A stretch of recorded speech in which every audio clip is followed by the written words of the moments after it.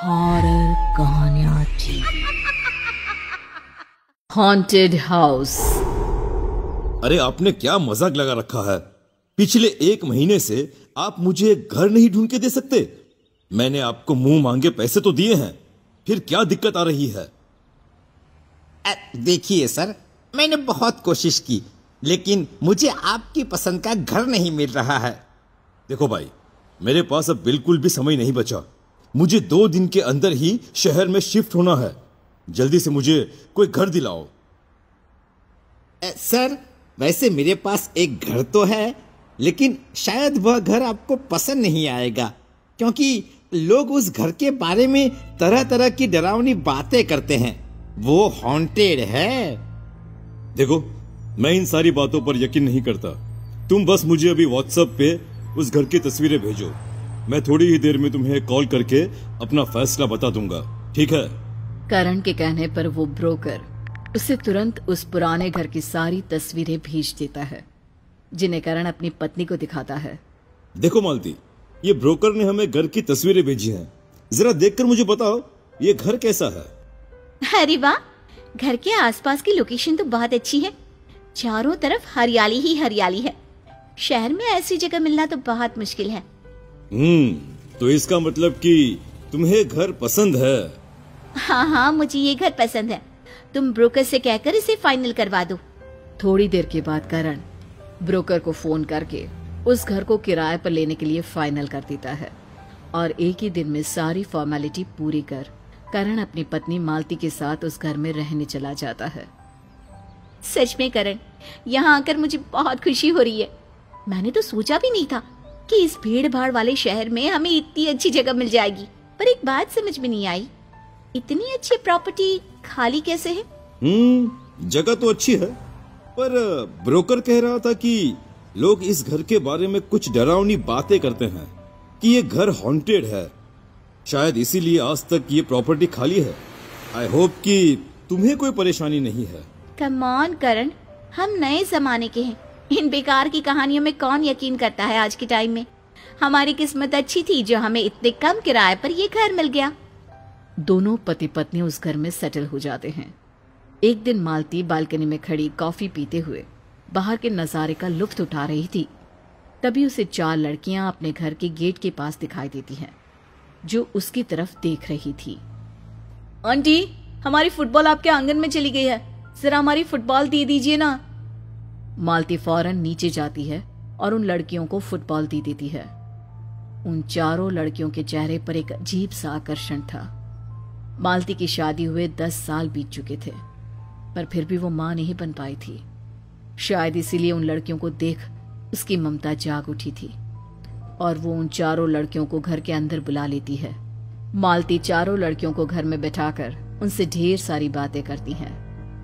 Aunty, आपके घर के बिल्कुल पीछे हमारा घर है, आप हमारे साथ हमारे घर चलिए ना। हाँ आंटी, चलिए ना।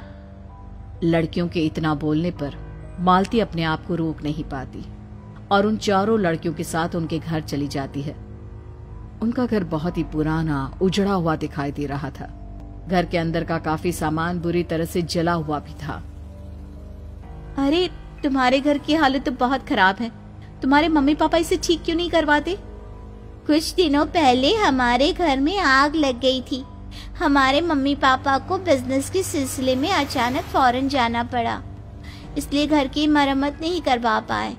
उनके आते ही हमारा घर फिर से पहले की तरह खूबसूरत हो जाएगा। तुम चारों यहाँ अपने मम्मी पापा के बिना रहती हो? क्या तुम्हें डर नहीं लगता? अपने घर में कैसा डर, हम यहाँ बहुत मजे से रहते हैं। वैसे आपसे एक रिक्वेस्ट है आंटी, आप प्लीज रोज हमारे साथ आकर समय बिताइए ना। हाँ, क्यों नहीं।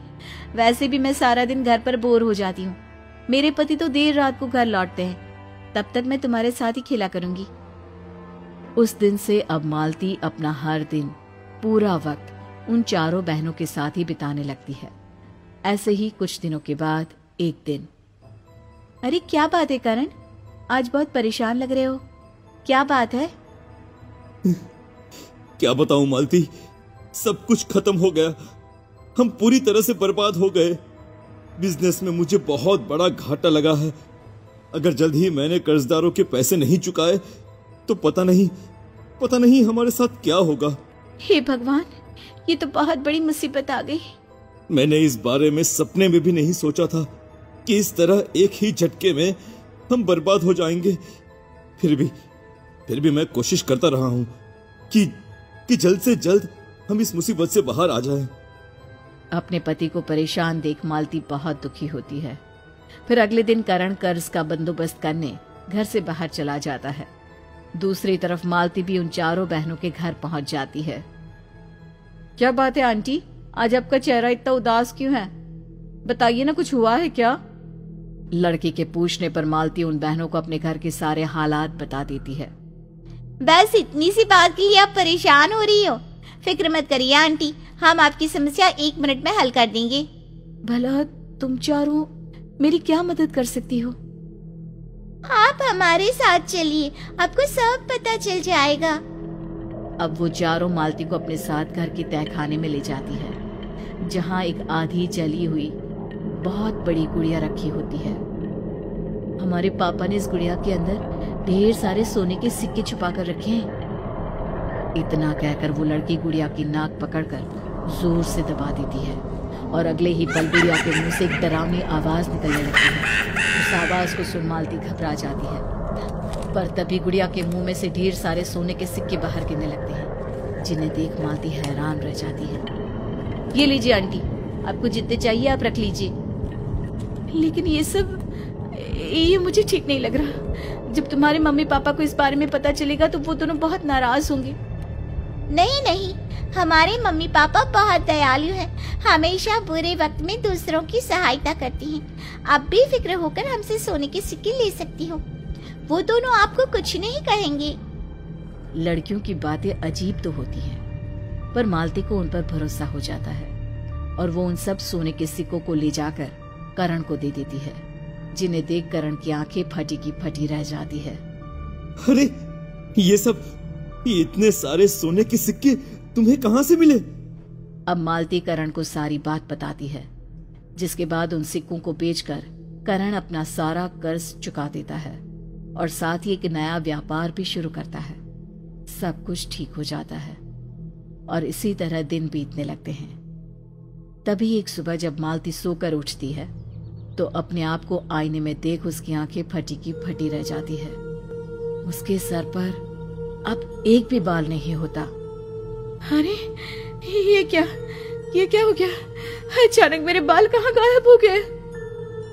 करण फौरन मालती को डॉक्टर के पास ले जाता है, लेकिन लाख कोशिश करने के बाद भी डॉक्टर को इस बात का कोई समाधान नहीं मिलता। उसके बाद दोनों उदास होकर घर लौट जाते हैं। फिर अगली सुबह जब मालती सोकर उठती है तो देखती है कि उसके दाईं हाथ की 5 उंगलियां गायब हो चुकी थी। ये सब क्या हो रहा है करण? ये तो बहुत ही अजीब घटना है, ऐसा कैसे हो सकता है? अब हम क्या करें?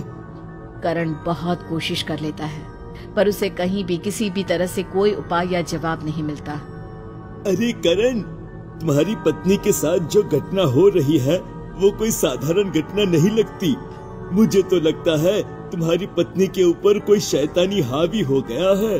तुम्हें तुरंत ही किसी बड़े तांत्रिक या पंडित के पास जाना चाहिए। जब कोई समाधान नहीं मिल रहा था तो करण अपने दोस्त की इस बात को भी मान लेता है और अगले दिन काफी खोजबीन करने के बाद एक तांत्रिक को ढूंढता है। उसके बाद करण बिना समय गवाए उस तांत्रिक को अपनी पत्नी के पास ले जाता है। मालती को देखते ही तांत्रिक के होश उड़ जाते हैं। ये लड़की तो कुछ ही दिनों में मरने वाली है। क्या ये आप क्या कह रहे हैं?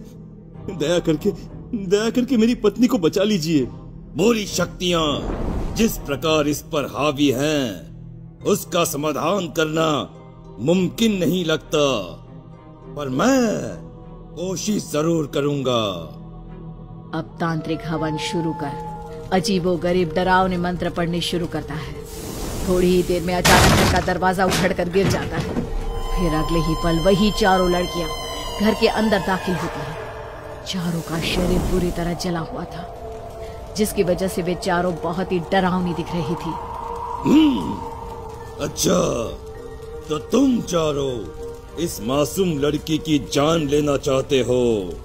आखिर तुम चार कौन हो और ऐसा क्यों कर रही हो, बताओ मुझे।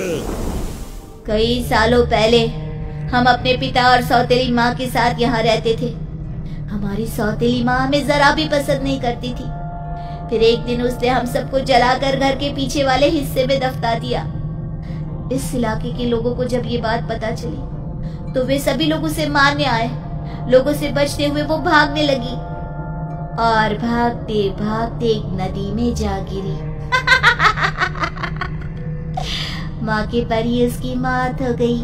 वहीं दूसरी तरफ जब इस बारे में हमारे पिता को पता चला तो उन्हें भी हार्ट अटैक आ गया और वो भी चल बसे।